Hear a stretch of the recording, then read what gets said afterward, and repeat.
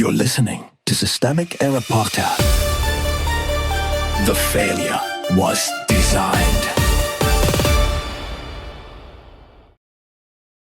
Trump judge unsettles colleagues with provocative phone background photo, based on an article by Tom Bogany.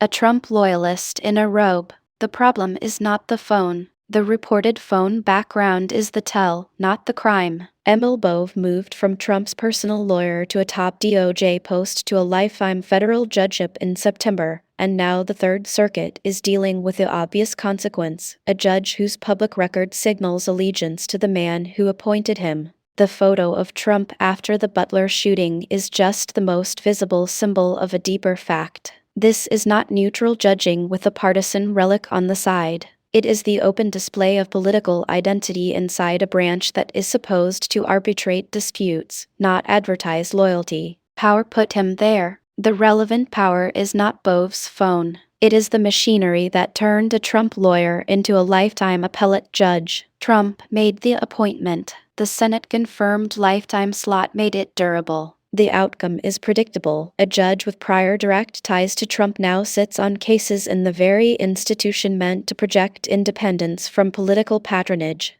The source hints at discomfort among his colleagues, but discomfort is not accountability. The real decision was to place a devoted partisan insider inside the judiciary and then pretend the robe somehow washes away the record.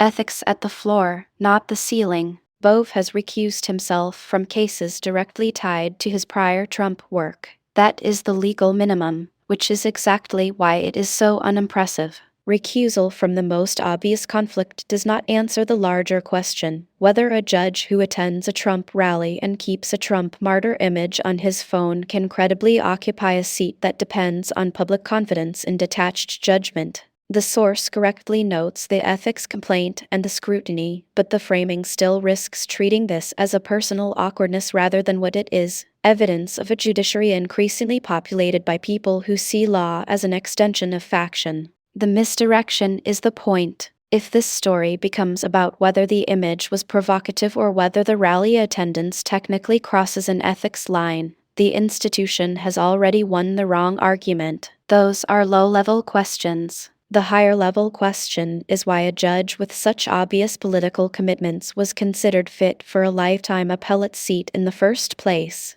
The answer is not confusion. It is selection. Trump and his allies have spent years rewarding loyalty, and the courts are now carrying the residue of that strategy in expensive clothing. A court that performs neutrality. The Third Circuit's visible discomfort matters because it shows how little formalism can conceal. Judges may share the fiction that robes discipline politics, but a lifetime appointment given to a former Trump advocate does not become impartial by ceremony. When the judiciary absorbs operatives and then asks the public to trust the difference between private conviction and public duty, it is asking for deference to a broken premise. The source is not describing one weird phone choice. It is describing the cultural afterlife of a political capture project that treats institutions as loyalty rewards.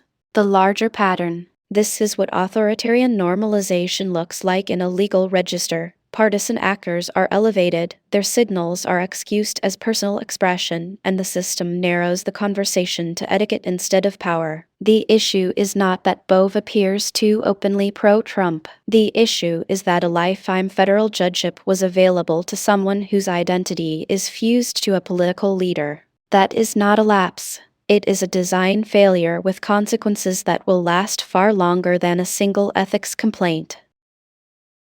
You've been listening to Systemic Error. Thanks to Raw Story for today's article, with the automated voice of Amy. Thanks for listening.